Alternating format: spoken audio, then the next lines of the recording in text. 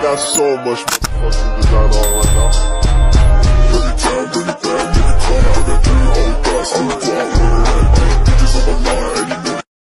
Hello guys, good evening. Dito tayo ngayon sa aking kitchen, Enzo's Kitchen. So, siguro mapapanood nyo o napanood nyo na yung aking pinaputok na tilapia na niluto ko. Yun bagong taon naming handa. Pero, dahil sa dami ng handa at maraming sinave ko na siya, hindi na namin nakain. So, ngayon, ito siya, January 1. Imumukbang ko siya. So, ininit ko siya sa oven ulit. Ito yung kanyang sauce. Pinaputok na tilapia, mukbang. Ito yung kanyang sausawan. Ayan. At syempre, ang aking bagong lutong kanin. So, wala pang bawas. Isang scoop. Umpisahan natin at syempre ako yung magkakamay. Masandok na lang natin ito. Ayan. Tsaka buksan na natin yung ating. Ako ay mag-gin tonic. Alam nyo guys, kami napapaikot-ikot kasi ang hirap maghanap ng angulo. Kailangan mababa yung camera, yung level lang. Kasi meron ako ring light, hindi siya magsakto. Ang hirap, kailangan kasi level na makita ba. So, ito. Nakakalasing dito ko sa camera. So, ayan.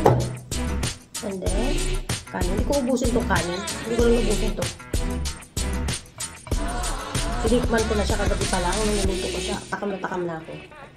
Share mo naman pagka mga isda-isda gusto ko yan. So, mainit-init pa siya ng konti. Nakahalap din ako ng angulo ang baba ng camera ko at saka ang baba ng upuan ko. Ayan. Natin dito. Medyo ilapit natin.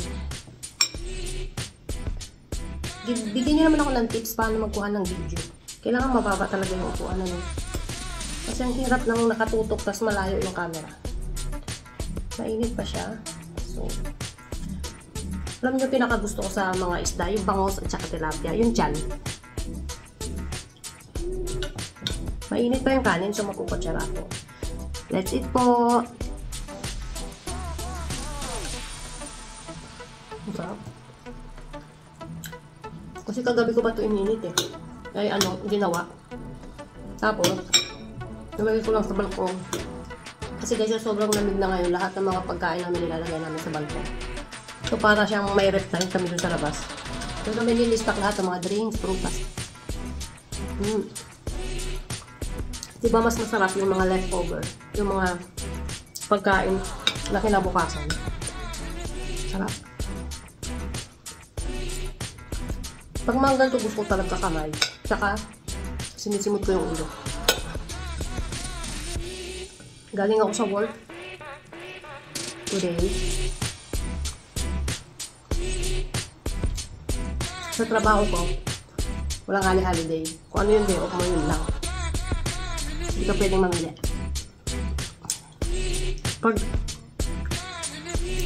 Pag frontliner ka, hindi walang Sabado Linggo day off. Walang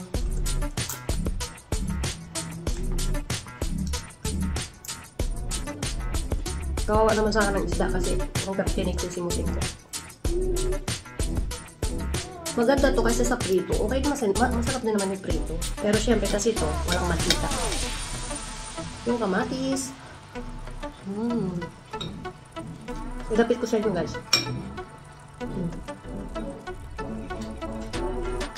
Diba? Ang laki. Ano di ba mura lang ito? Hindi ako sa tindahan, isa lang. Diyan sa baba.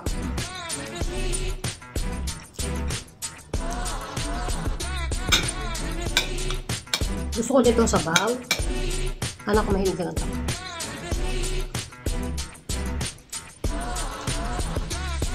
Mukhang mauubos ko yung kanin Pag kumain ako ng maraming kanin, next day hindi ako halos kumakain ng marami.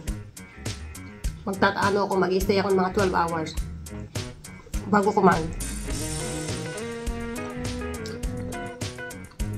Ganun pa man, malaki pa rin ang tiyan. I mean kasi so sobrang busog ba. Lalo sa gabi, pag kumain ka ng mga alas 6, ang hirap na, huwag ka nakakain hanggat maaari huwag ka nakakain ng Mga 2 to 3 hours bago matulog. Pero minsan hindi maiwasan. Kasi dito sa abroad, merong alas 7 ng gabi, kakain, alas 8 ng kagabi, tinatawag nilang fika or merienda.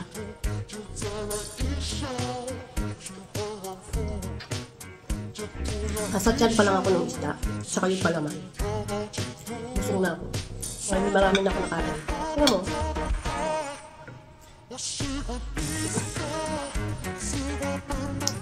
Sarap. Dati talaga naalala ko, ganito, pahatiin na lang marami yan, isang pamilya na yan.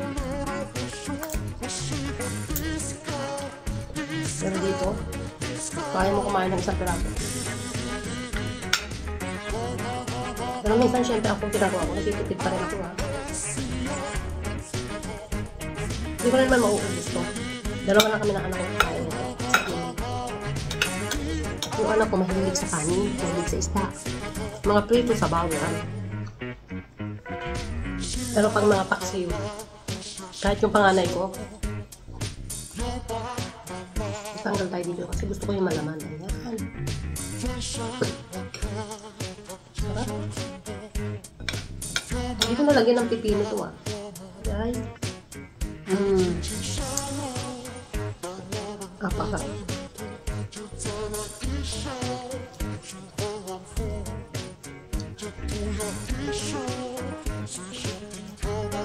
Ang sabaw niya, malasa. Ang sauce niya, malasa.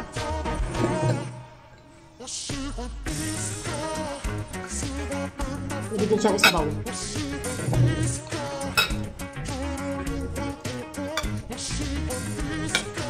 Kung minsan, may tinatawag din yung ini-steam. Same din ang procedure niya, same din ang recipe niya, pero steam siya.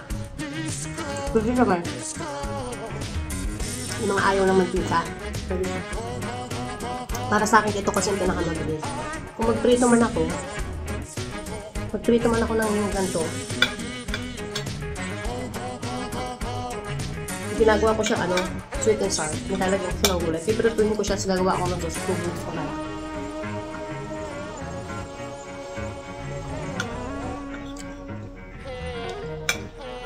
Ito abot pa bukas daw. Ito kumawag daw. Pag dinakain ang anak ko, tapusin ko pa bukas. Nabili ko ito ng 59 crown. Parang 250 pesos. Parang gano'n. Sabi ko, gusto ko isda talaga sa New Year. So yung asawa ko nagluto siya. Yung niluto niya ng magdamag, pinakuluan niya lang long cook. Meron kami yung cook pot, yung tawag cook pot kung tawag doon. Yung hindi siya hindi siya magtutuyuan. Yun din ang ulam namin kagabi. Doon kami na-focus kasi masarap. Ito, late ko na naluto. Gandong oras din namin kumain kahapon ng hapunan. So sabi namin, kakain tayo mga 7 or 8. So hindi na, dahil sobrang busog.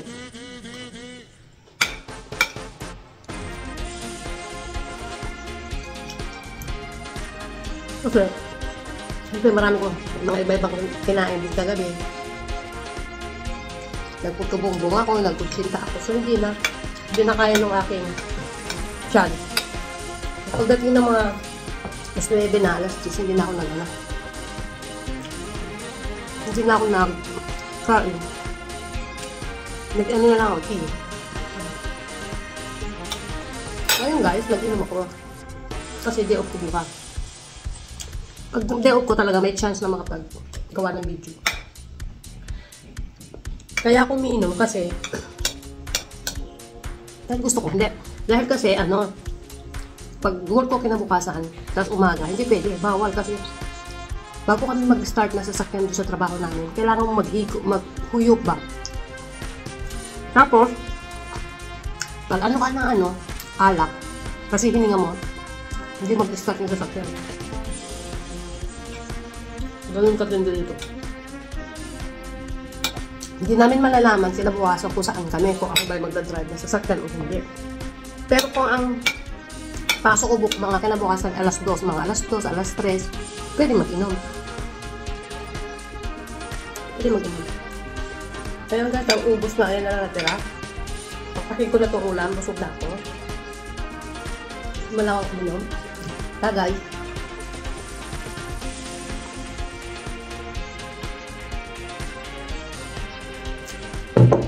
100% din to eh. Kung nakarami ka nito, malalasing ka din. Tatamaan.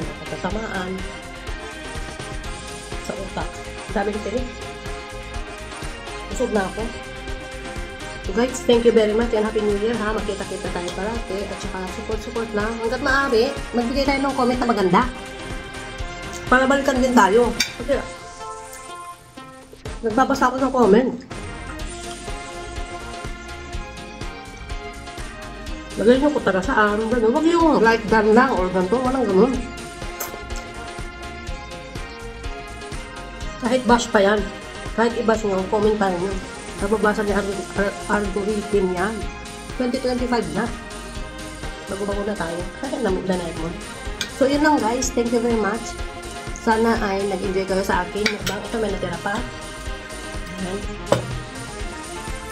At, sinare ko lang kung aking kinain nyo yan. At itong aming handa. So, thank you very much and God bless po. At sana pagpalain tayo ngayong 2025. Masagana ang ating 2025 at maayos na kalusugan. So, thank you po!